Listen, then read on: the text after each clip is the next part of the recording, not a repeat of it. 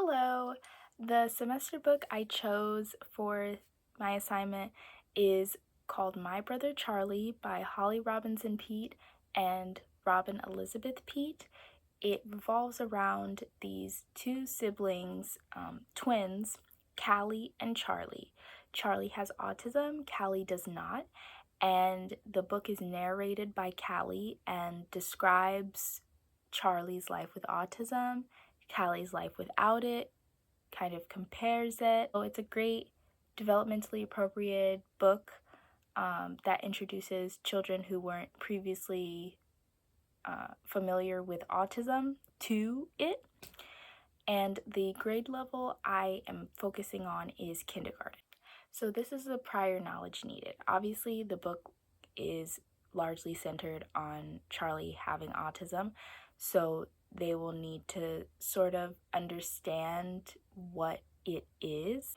Also, Callie and Charlie are twins.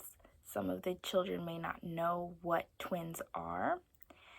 Students will need to comprehend text, at least at a basic level, be able to make connections between the characters and their actions and the things that they're saying. Decoding would be very helpful to them if a word in the book is unfamiliar. They'll need the ability to write basic sentences for the activities revolving around this book and for this specific activity I'm gonna describe in my lesson plan. They will need brainstorming skills for this particular activity, and there are various words in the book that are reoccurring, and some of them are pretty tricky for kindergartners. I think that they would understand the meaning of a lot of these words, but just being able to identify these words, sound them out, or even just recognize them would be very useful. So the following words are quiet, different, special, autism, laugh, and brother. The strategies I use in this lesson plan to establish prior knowledge are discussion, brainstorming, quick writing, reading aloud, and concrete experiences. Because I am autistic and I use myself as an example of an autistic person for this mini lesson, I count that as a concrete experience because they are actively interacting with an autistic person in real life. The standards I chose for this mini lesson are RLK1 with prompting and support, ask and answer questions about key details in a text.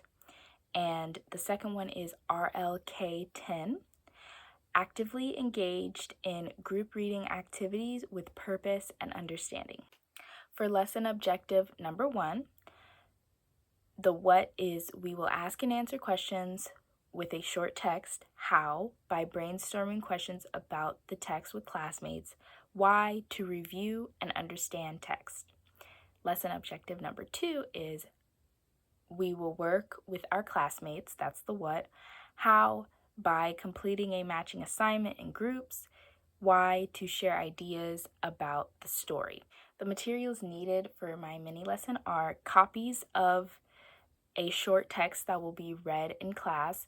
This short text is not from the book. It's a text that I wrote myself, kind of describing my life as an autistic teacher. So each child will have their own copy of the text. Colorful highlighters for to divide sections of words to sound them out.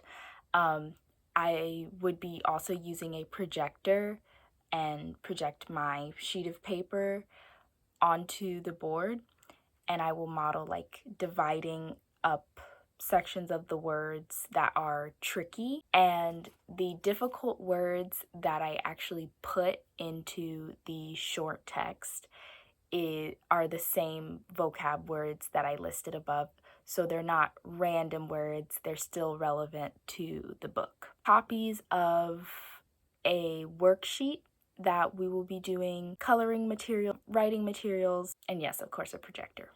For my introduction, I would start with carpet time. So I would ask them to sit at the carpet, and then I would play this short video I found from Sesame Street that kind of goes over autism, what it can look like in different people. And this is the point, after watching the video, I would explain that I have autism, just briefly, I have autism, some things I struggle with, although the short text kind of gets into that. The next part of it is that I will explain that the activity requires thinking of questions.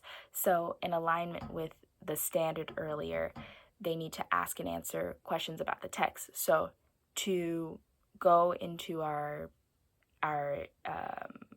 teacher modeling section of the mini lesson and into the independent practice section of the mini lesson, they will definitely need to have questions ready. And then I'll explain that after we finish the story, they can ask their questions and they will all be written on the board. In my actual lesson plan document, I have it that I pass out the story while the children are sitting on the carpet, and I'm the one only doing the highlighting. But as I thought about it more, it probably makes more sense to have them return back to their desks, pass out the sheets of paper, and then have them take out their highlighters so that they can follow along and highlight. That way they have that hands-on experience doing it, and it's easier to remember than just watching their teacher do it. As I read, I would pretend to stumble on words, specifically the vocab words, and in that moment, we would, as a class, break things down, and I'd be like, I'm having trouble with this word. Does anyone think that they can help me? And that would give students who are kind of decoding down the opportunity to speak, and also have the children who are having a tougher time learn from their peers instead of just hearing me talk all the time. I would then go on to, again, re-explain the next part of the activity, because by then they probably forget. I'd say, as you were sitting here and we were reading the text, what questions did you have? And I would write down each one on the board. And then after that, I would explain the next part of the activity, which is going into the guided practice section. Here is a visual model of what I imagine the worksheet would look like. So this first portion is what they would do with me in the guided practice. The second portion is what they would do in their groups in the independent practice. So up here we have a pre-typed teacher question. So it's a question that I had about the text. So they would read that first and then answer it. And then this section, they would have the student question. So we would pick a question as a class. We would pick a question from the board and we would write it here, and then we would brainstorm the answer, write the answer here. And then in the second portion, we have, again, the same format, and then we have sections for them to visually represent their answer. That part is optional. It's just for the students who finish early, and any student who wants to creatively express themselves through art.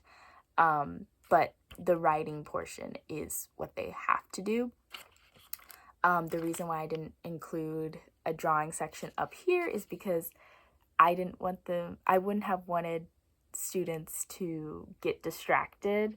I would just explain, we're going to answer a question that I had, then we're going to pick a question from the board, answer a question that you guys had. So as I begin the teacher modeling section and I'm answering the questions, I would model referring to my text. And this is another portion where highlighters would come in.